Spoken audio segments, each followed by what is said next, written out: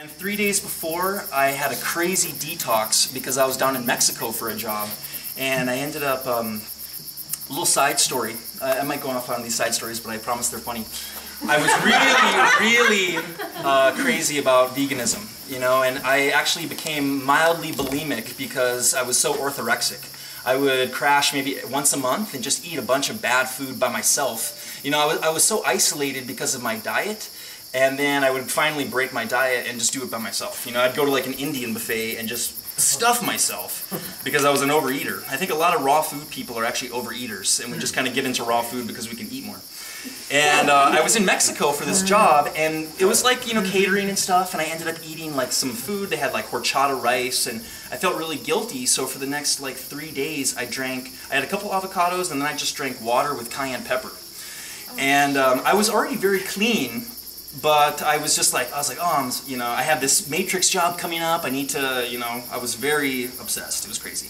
So I got home, and then I went to the gym that day, and I was on the treadmill, like really moving, you know, so the lymph got moving.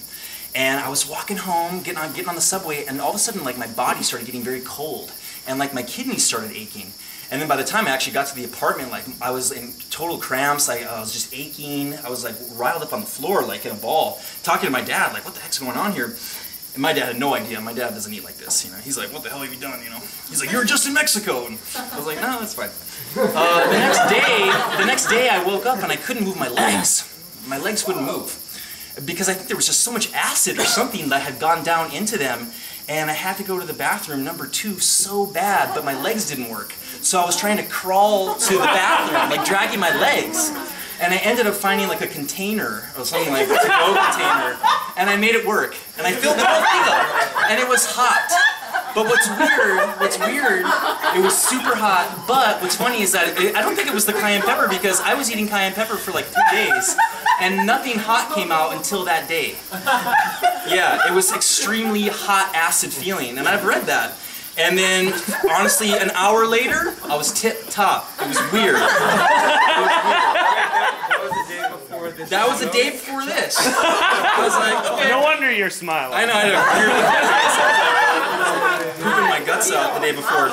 So, when you're in New York City, sometimes you get into some really interesting habits, and one of mine was wild food foraging, of all things. And this is Steve Brill, Wild Man Steve Brill, and he runs wild food walks in the tri-state area. So if you live in, actually, yeah, if you're ever down in Connecticut, New Jersey, New York City, he'll go on walks probably from late April until around Halloween. What's the name again? Steve Brill, with 2 L's, B-R-I-L-L. And I think he has an app now too. He has an iPhone app, and he's got, yeah, he's cool. He's a really cool guy. And what's nice is he shows you all the good spots. And I just started going to all these spots and just picking mulberries. Can anyone identify that purple one there?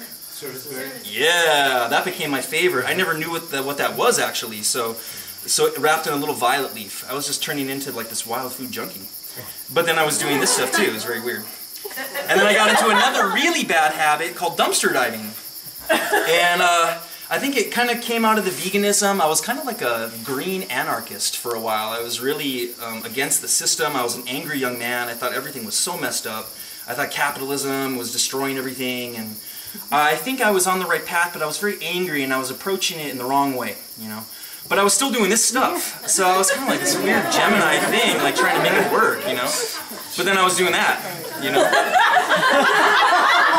And actually, I still have all those clothes, which was pretty cool. I never would have eaten that. That was actually just for a photo that my sister took. I would have never eaten that at that time. I would probably eat it now, but it's a piece of bread. And I was doing stuff like this, but then I was doing stuff like that.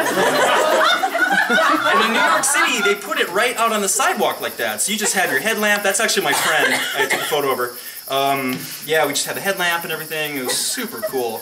And it took my diet to a new level because I could just pump like probably a pound of greens through my body every single day. So I was going to the bathroom 4 times a day. When you have that much fiber running through you, it pulls all the toxins out.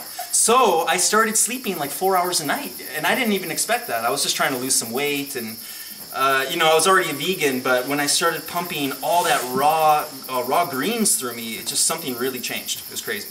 But then I was doing stuff like this too. So I thought, I was sure, I was like, I'm the only person that has a Times Square billboard and is digging in the dumpsters. I'm sure. I'm freaking sure. I'm the only one ever in the world.